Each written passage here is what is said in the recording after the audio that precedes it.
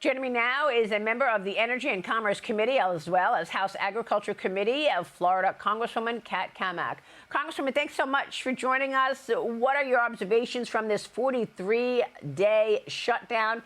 And tell us about your priorities as you look ahead. Well, so good to be with you, Maria. And this entire time for 43 days, I never called it really a shutdown. I called it a shakedown because what they were demanding on the left is $1.5 trillion in absurdities. I mean, everything from pet projects to $200 billion for healthcare coverage for illegals. And of course, we know the $400 billion boondoggle direct subsidies to insurance companies, which is just a cover up for a broken program that the Democrats made years ago, Obamacare. And so I think the American people really saw it for what it was. We had a bit of a bull market with AI and tech in stocks. We saw the Fed lower rates. Things are getting back on track because of President Trump's desire to really drive affordability back into our everyday lives. So the American people, they see that this is nothing but a desperate attempt from the left, while we in the Republican Party, we're focused on moving ahead, delivering on the promises of affordability, the American dream, and making America great again. Are you expecting another shutdown at the end of January?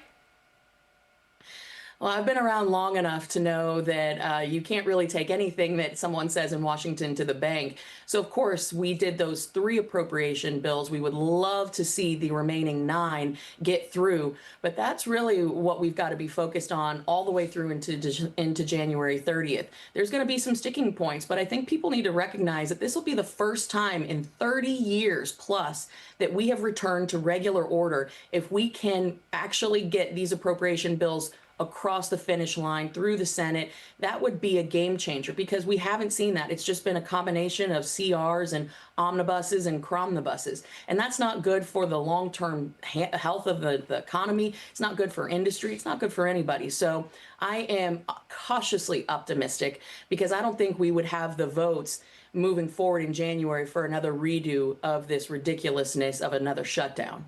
Well, as you work through all of these budget issues, we're also looking ahead to the midterm elections next year. Democrats see power prices as a winning issue. They're planning to hammer Republicans over electricity prices through next year. Costs up better than 5% from a year ago, outpacing general inflation. And now the left is strategizing to use this issue in their broader push for affordability. Watch this. It's not about electric power, it's about economic power. I think we have to reframe it as a cost of living issue.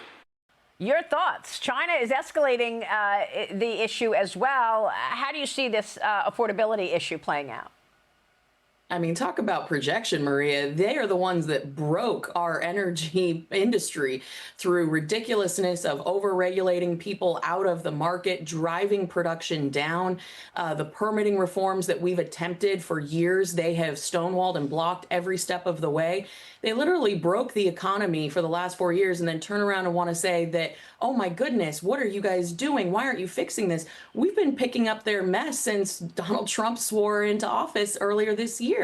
So we have to do the things that we've talked about for years, but have been stopped by the left. So permitting reform is a huge thing. Obviously, regulatory reform is top of ticket, certainly for myself. The REINS Act, which would actually, for the first time in American history, be the serious, most largest reform of the regulatory regime that we've seen. That is what we need to do. You look at the regulatory regime itself, $2.5 trillion is what we spend every single year as taxpayers in enforcement and compliance.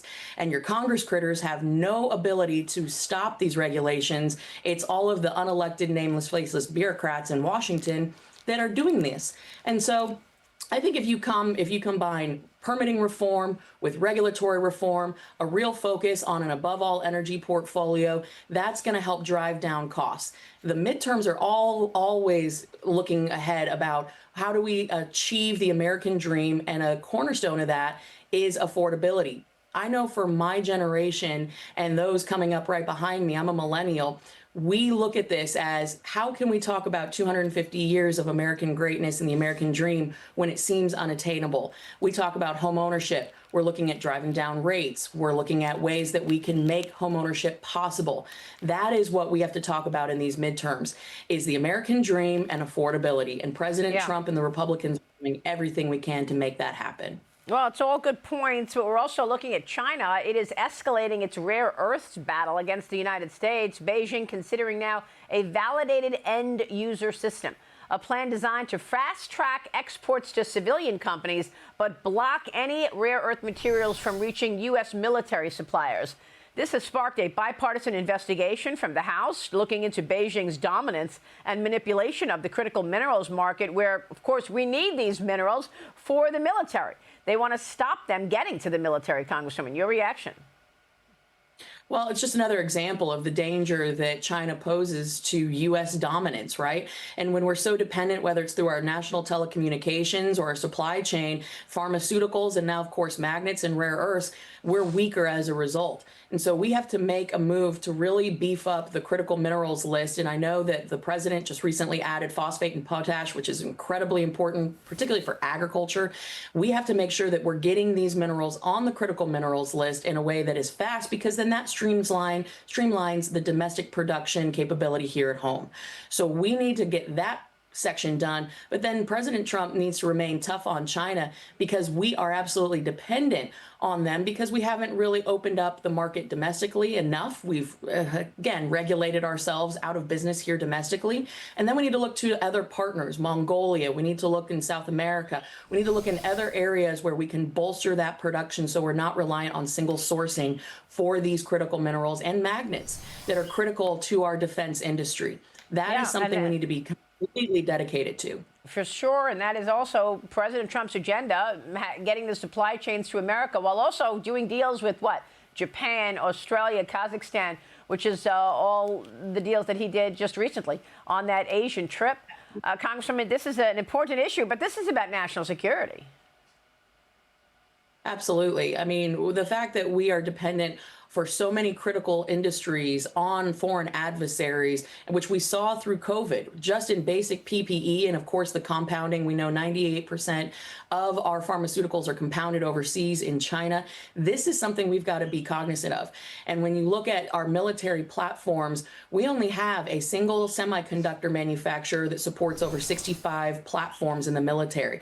When you're looking at what we're bringing in from the minerals, well, you look at the mining capabilities we have, they're there, but they have been regulated out of business. That is why regulatory reform and overhaul is so important, streamlining permitting, and then, of course, addressing the tax issue, which we did in the One Big Beautiful Bill. That is something that is going to be a difference maker, but there's no time to waste. We have to do this now, because these aren't industries that you turn on and off with a light switch. We've got to get them up and running now, because it takes time to scale.